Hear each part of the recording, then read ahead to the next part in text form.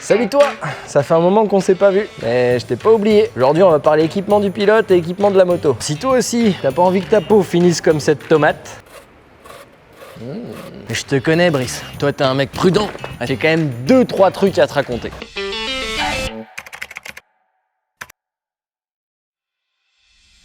Alors, quel type de motard on va être? Voyageur. On commence par celui-là. Bon Brice, je t'apprends rien ici, mais une bonne tenue ça commence par des bottes, des bottes, des bottes, des bottes, rien de tel que des bonnes bottes. Aussi un pantalon, un bon blouson. Et oublie pas de fermer ton col, tu vas attraper le rhume sinon. Un casque, histoire que ta tête elle soit bien. Un casque, il faut bien protéger ta petite tête. Et des gants, protéger tes mimines. Et il faut que ton équipement résiste au froid, à la chaleur et à la pluie. Parce que tu sais bien Brice, on va rencontrer des conditions pourries quand on va voyager. C'est sûr, à un moment donné, on va en prendre. Bon, peu importe l'équipement que tu choisis, il existe 2 niveaux d'homologation. Et forcément, si tu voyages, je te conseille d'utiliser le niveau 2. Pas vrai Brice?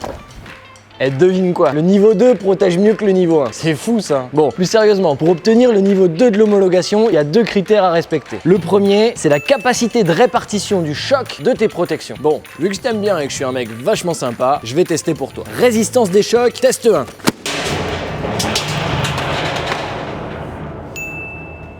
Et le deuxième critère pour avoir l'homologation, c'est la capacité de résistance à l'abrasion de ton vêtement. La tomate, tu te rappelles? Donc en gros, je résume, si tu veux voyager, il te faut un vêtement de catégorie 2 et un vêtement efficace thermiquement. En gros, qui te donne bien chaud en hiver et pas trop chaud en été. Si je te lis une partie du descriptif de la veste rallye, la qualité de l'imperméabilité, hauteur des colonnes d'eau, ainsi que la valeur de respiration sont pondérées différemment en fonction des diverses zones. Ouais, ok. Des mots super compliqués pour dire des trucs simples. En gros, ça veut simplement dire que ton vêtement, il est conçu différemment selon les zones pour te tenir le plus chaud possible ou le plus froid possible. Et en plus de ça, t'as des aérations qui vont pouvoir te permettre de respirer au mieux sur les bras, la poche qui peut te servir ici, là c'est déjà ouvert. Mais...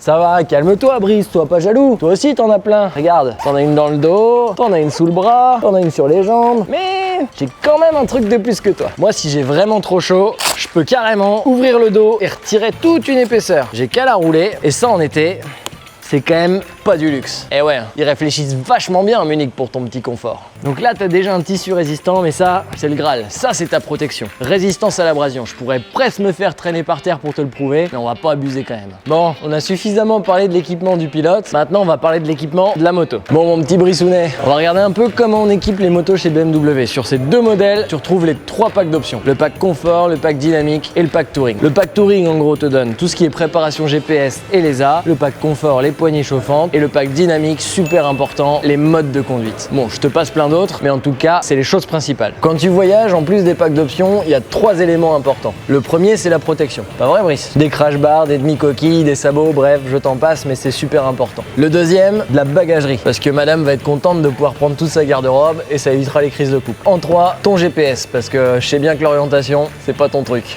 Bon voilà, je pense qu'on a à peu près fait le tour. Si t'as des questions, on se retrouve dans les commentaires. Et en attendant, à la prochaine. Hugues et Labdan, donne-moi tout, allez.